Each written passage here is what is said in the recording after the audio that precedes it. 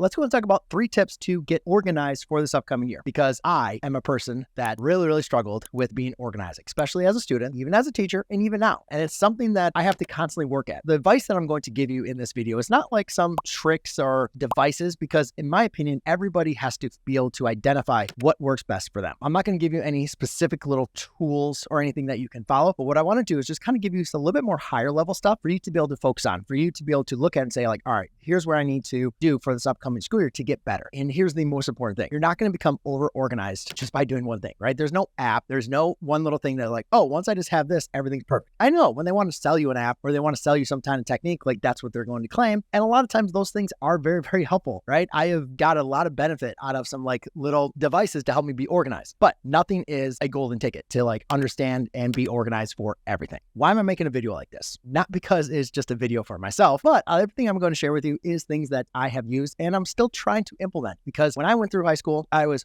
horribly unorganized. I couldn't even do a planner. I was just like, I would forget things all the time. And yeah, that was just kind of a little bit how my brain works. It's still the way my brain works now. But once you kind of get into a little bit more of the real life, which I'll talk about later, being organized can be extremely helpful and extremely important. But I also noticed inside the classroom when I was a teacher that not every student that was unorganized, but a lot of students that were unorganized, you could see it impacted their grade. I don't want your grade to be impacted because your lack of organization. And I'm not saying you have to be perfectly organized. We all know the students that have everything like color-coded and they're like organized to the T. You don't have to be like that. But I do want to give you some ideas for you to improve your organization, so therefore you can be more successful in school. And if you are somebody that's really organized, well, also, hopefully maybe some of even these tips and techniques can just kind of help you maybe bring it up to a different game. Take it up to the next level, because not just being organized, I want to give you some ideas and a way to think about organization that you can expand, just not outside of your own math class or whatever class you are taking. The first thing that I think comes down to organization, and this really is the foundation, I think, to make your organization really kind of shine. And that is just comes down to planning. What I mean by planning is like set aside time to plan out your week, plan out the year, plan out the times that you're going to study, plan out the times that you're going to be doing your homework. Have everything set in a place, because guess what? Life is going to come up. Things are going to happen that you were not expecting or you're not planning for. But if you have a plan of like, all right, here's what I'm going to be doing in these times, like you can adjust. It's much easier to adjust when you have a plan. And then also when you have a plan, when you have like a calendar, you have the dates of what are the most important things that are going on for a certain section or semester, you know what to look forward to. You're kind of prepared for what is coming up ahead of you. And one of the worst things that we want to be able to do is a reacting. So we're going through a class and we're like, oh crap, I have a test tomorrow. Crap, I got to go and study. That's not successful, guys. That's not going to push you in the best foot forward here to do the best on that test or in that class, right? We want to kind of plan out and make sure we know, all right, here's when my next quiz is. Here's what I'm going to plan on studying. Here is like I have this volleyball game or this baseball game coming out these nights. Like get ahead. Like you don't have to be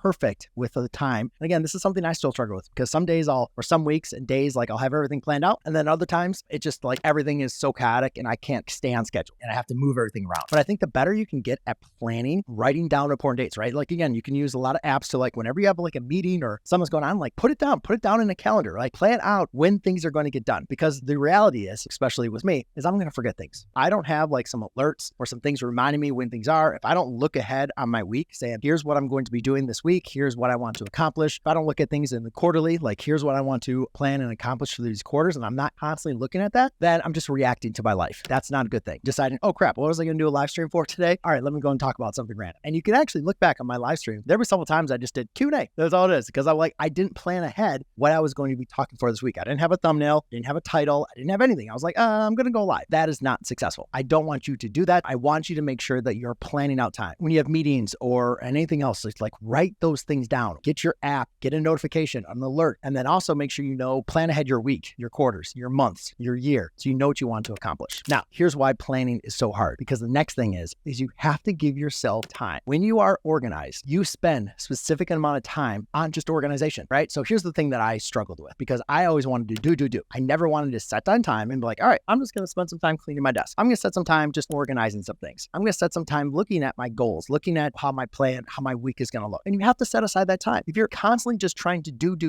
work, or study or go out, you're not setting enough time to focus on yourself and what your calendar looks like and what is going on and like your desk and everything like that. that, it's going to get out of mess. And the thing I kind of like to explain to people is like, you got to find some time, schedule in some time that you can schedule when you're going to be doing some certain organizational things. I think for a lot of students on Sunday, that's usually a good day to kind of like reset, get yourself prepared for that upcoming week. Maybe sometimes after Friday, you're like, I'm done. The weekend's here. I don't want to be doing anything in school. But on Sunday, you're like, hey, I got to go back, make sure I spend like an hour of just getting myself ready and prepared for this. Because if you don't set aside the time, guys, life is going to suck it up. And that is the honest truth. If you don't put forth the time to really focus on doing your planning, writing things down, looking at what's going on, then it's just not going to happen. I constantly have to work on myself with that because obviously my life is very busy stepping away from the classroom as I have my kids, right? And I'm still doing tons of things on YouTube. If I'm not spending time or saying, all right, I'm just going to, for this next hour, I'm going to focus on getting my YouTube videos or my planning and everything scheduled. It just doesn't happen. Other things I want to do, because again, I don't like organizing. I don't like planning. If I don't set my side of time, I'm not going to do it. One of the things that's worked the best for me is one, setting time and using a calendar, using some alerts. But the third thing, this can kind of adjust for who you are and what makes you tick, but this has really helped me out, is understanding why you're trying to be organized. Because I think a lot of times, I remember when I was a high school student, my mom was always telling me like, you got to be better organized, chaotic, right? But I had no reason to be organized. I was able to get by. I was able to do okay. So it was fine. And so like, there was no need for me to be better organized. And it wasn't until I started operating this YouTube channel that I started to realize I had the wrong mindset. I had the wrong reason of thinking why I wanted to be organized. Because one, I don't think you just want to be organized, just be organized, right? We know some people are wired. They want to be organized. And that's like how they have to breathe, right? Is being organization. And then there's other people like me. There's like, I almost don't like being organized. I like a little chaotic and everything like that. But here's what made me change. Actually, it was before I started my YouTube channel. It was actually, I wanted to create a YouTube course or like a math course, right? And I'm like, I can only create a math course so like I have my stuff organized. I have my math videos and everything else organized. So that kind of prompted me to like start getting much more organized with all my papers, all my tests, all of my math videos. I had to create an organizational structure. So I had some reason behind it. And again, that might be for you, right? Maybe I can organize this because maybe I could sell my notes or whatever else online or give them to somebody else, but create some reasoning of like why you want that to be organized. Sometimes for a lot of people, it's for the better grade. You realize, if I was a little bit better organized, I probably would spend a little bit less time studying because they'd already be organized and I'd probably do better in the class. I think also another thing that we want to focus on is if you're unorganized, it doesn't get any better. You have to get better at that. A lot of people want to be successful and they don't really attribute their success in school like success in their life. They're like, school doesn't really matter. It's nothing worth it. I'm going to operate my parents' business or I'm going to run my parents' business or I'm going to do something completely different. I don't need to worry about this in school. And I know you can always do a counterexample. So I'm not going to say everybody that's successful or has a lot of money, whatever, is completely organized because that is not the truth. A lot of people have helpers. A lot of people still go by life